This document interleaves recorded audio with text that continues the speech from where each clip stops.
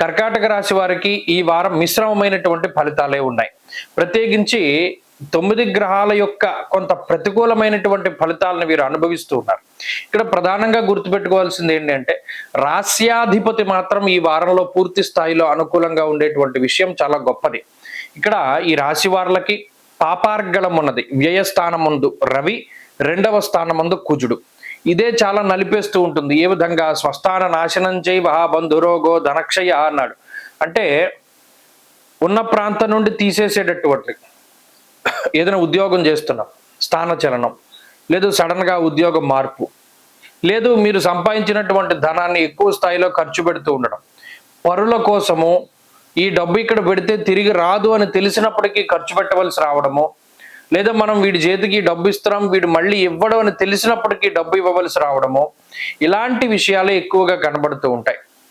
అంతేగాక ప్రత్యేకించి ఈ పాపార్గళమే శారీరకమైనటువంటి శ్రమకి కూడా కారణమవుతుంది. ప్రత్యేకించి ఏదైనా ఒక చిన్న పని దగ్గర నుండి పెద్ద పని వరకు ప్రతిదీ కూడా మీ మీద మీరే ఆధారపడవలసినటువంటి పరిస్థితి. ఎవరు సహాయం చేయరు. అంతేగాక సహాయం చేసేటువంటి వారిని కూడా పాడు చేస్తూ ఉంటారు. పోలే పలానా వ్యక్తి ఏదో ఇబ్బందుల్లో ఉన్నాడు సాయం చేద్దామని ఎవరైనా మీకు ఫేవర్గా అనుకున్నా మిగతా వాళ్ళు వెళ్ళి వాళ్ళని పాడు చేస్తూ ఉంటారు. ఇది చాలా ఇబ్బందికరమైన విషయం. శత్రువుల యొక్క తాకిడి ఎక్కువగా ఉంటుంది. శత్రువుల యొక్క బలం అధికంగా ఉంటుంది. ఇది ఒకటి ప్రధానంగా గుర్తుపెట్టుకోవాలి. అలాగే ఆర్థికంగా కొంత ఇది ఇబ్బంది, ఆరోగ్యపరమైనటువంటి ఇబ్బంది, ఉద్యోగ వ్యాపారాల పరంగా కొంత ఒత్తిడి ఎక్కువగా ఉంటుంది. ఏమిటంటే దీని అంతటికీ కారణం అంటే గ్రహాలన్నీ ప్రతికూలంగా ఉండడం.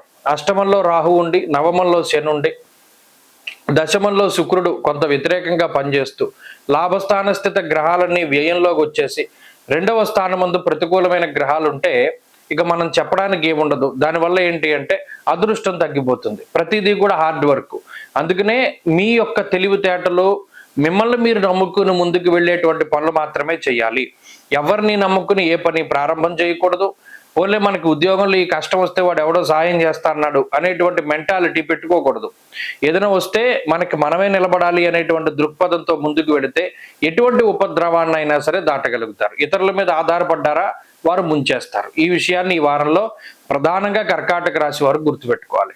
ఈ రాశివారు ఈ వారం మరింత అనుకూలమైనటువంటి ఫలితాలని సాధించడానికై దేవీ ఖడ్గమాలా స్తోత్రాన్ని ప్రతినిత్యం పారాయణ చేస్తూ ఉండడం చెప్పదగినటువంటి సూచన.